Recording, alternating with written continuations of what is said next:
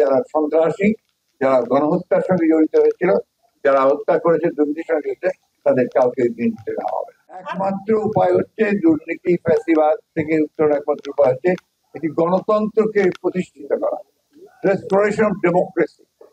জনগণের যে শাসন, সেই শাসনকে স্থাপিত করতে হবে।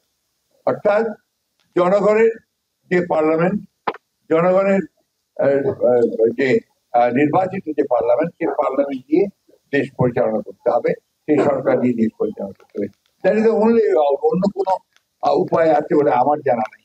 আমার বয়স হয়ে গেছে, আমি জানি যে একমাত্র একটা ইনস্টিটিউশন যদি তৈরি করা যায়, প্রতিষ্ঠানগুলোকে নির্মাণ করা যায় গণতন্ত্রের, তাহলে সেটাই হবে সবচেয়ে বড় রক্ষা কবচ। আমি অন্তত এইটুকু বলতে পারি যে আমাদের এখানে খুব নির্দেশ দেওয়া আছে।